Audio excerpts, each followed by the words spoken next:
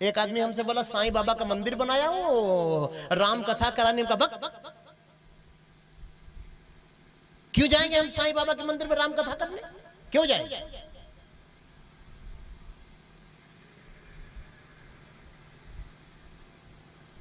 कोई पति अपने पति का पैर छू रही हो, अब बगल वाली स्त्री से कहा है कि तुमको भी मेरे पति का पैर छूना पड़ेगा जबरदस्ती, ये कोई बात हुई? आपकी श्रद्धा है, आप छूइए। साईं बाबा के मंदिर का मैं विरोध नहीं कर रहा हूं। हमारे सीताराम जी के मंदिर में साईं बाबा को रखने वाले आप कौन होते हैं? हमारे सीताराम जी के मंदिर में जब वशिष्ठ नहीं रखे जाते, विश्वामित्र नहीं रखे जाते, गौतम नहीं रखे जाते, नारद नहीं रखे जाते, साईं बाबा को कैसे रख सकते हो तुम? बताइए। आपके देश में कहीं वशिष्ठ का मंदिर बना हुआ है? योग वाशिष्ठ के प्रणेता का मंदिर है? न्याय शास्त्र के गौतम आचार्य जो थे उनका मंदिर कहीं है? बाबा नारद का मंदिर है कहीं देश में? इसका हमें जवाब दे दे जनता, बस मैं मान लूंगा, उसी दिन साईं को भगवान मान लूंगा मैं।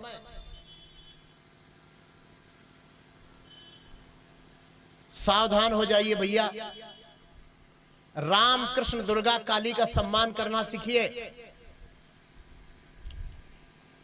आज आपने साईं बाबा को रख दिया है राम मंदिर में, कल मोइनुद्दीन चिश्ती को रख देंगे राम जी के मंदिर में। पहले संत महात्माओं की बताई हुई बात लोग मानते थे, आजकल संत महात्मा जब कोई अच्छी बात बताते हैं तो जनता गाली देती है। कैसे रास्ता मिलेगा आपको? ऐसी गाड़ी का कैसे कल्याण होगा जो रास्ता भी न जानती हो, रात भी हो गई हो और लाइट भी बुझ गई हो? बोलो वो गाड़ी का क्या होगा? वो या तो पेड़ में लड़ जाएगी या तो तालाब में कूद जाएगी। ये हिंदू समाज उसी रास्ते पर चल चुका है। किसी की बताई कोई बात मानने को तैयार नहीं, अपनी अपनी डफली, अपना अपना राग। बोलो सियावर रामचंद्र की जय। मैं गा रहा हूं तो महान जी तबला बजा रहे हैं, अभी यही तबला बजावा यही गाने लगे, हमको कहे चुप रहो, तब तो हो गई कथा।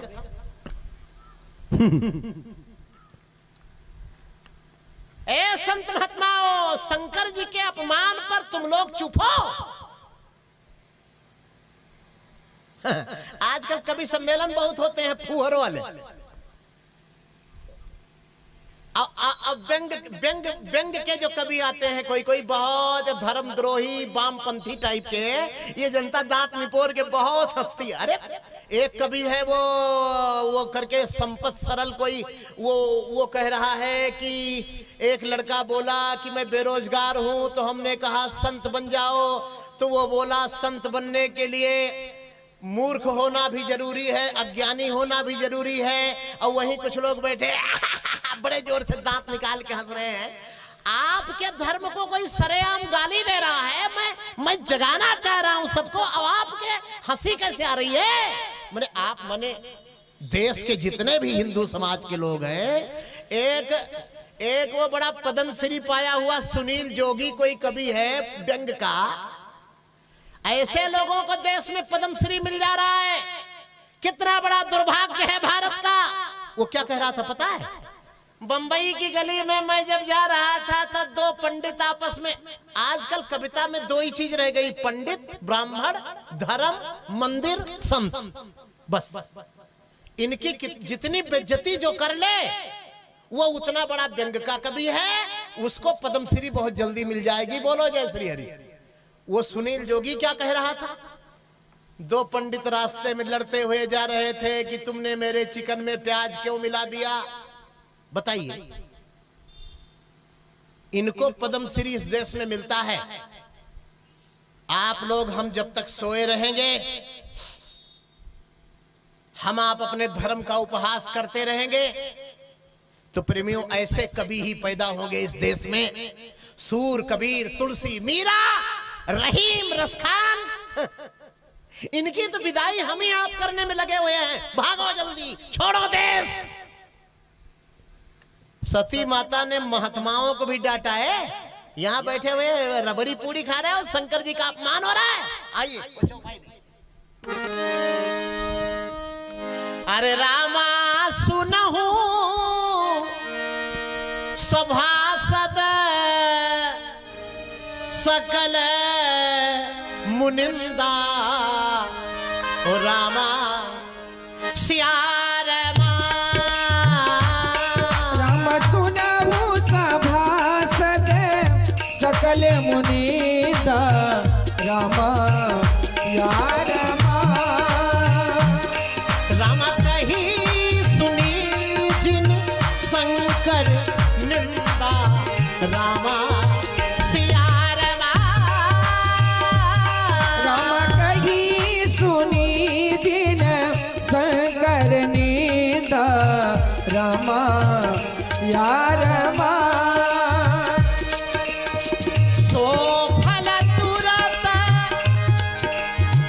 लहब सब काहू।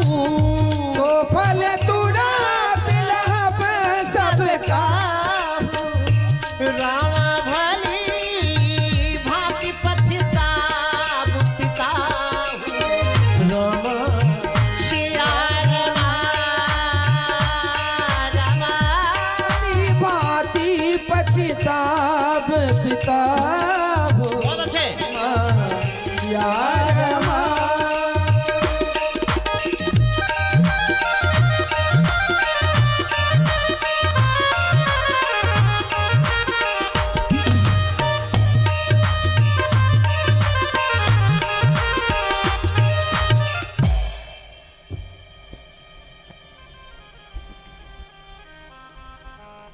सभासदों, ऋषि मुनियों,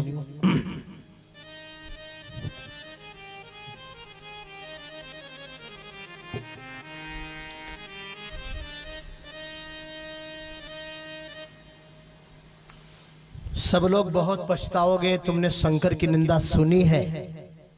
और जिन्होंने शंकर की निंदा की है, हमारे हिंदू धर्म में यह नहीं लिखा है कि किसी को मारो, बोलो जय श्री हरि। लेकिन क्या आपके राम को कोई गाली दे तो भी न मारो, ऐसा तो नहीं लिखा है।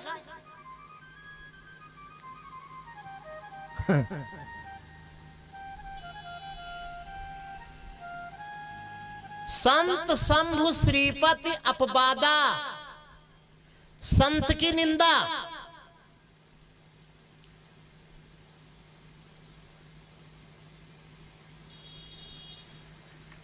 भगवान शंकर की निंदा,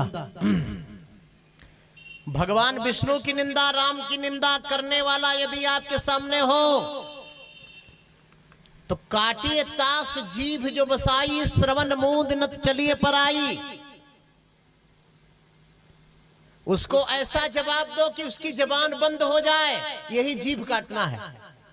जीभ काटना माने, लोग कहते मैं आपकी बात काट रहा हूं, तो जीभ काटना माने जीभ बंद हो जाए, बस जीभ कट गई, ये थोड़े की चाकू से काटो, ऐसा अर्थ हम नहीं लगाएंगे।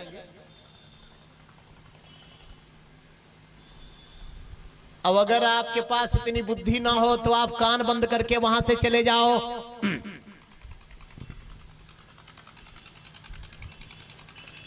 माता श्री सती ने एक पीढ़ा लेकर के उस पर बैठ करके उदान वायु को आज्ञा चक्र में,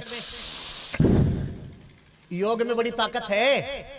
आप कभी कभी देखते होंगे ना कि आप चेक कराते हो डॉक्टर को, डॉक्टर कहता है आपके कोई बीमारी नहीं है।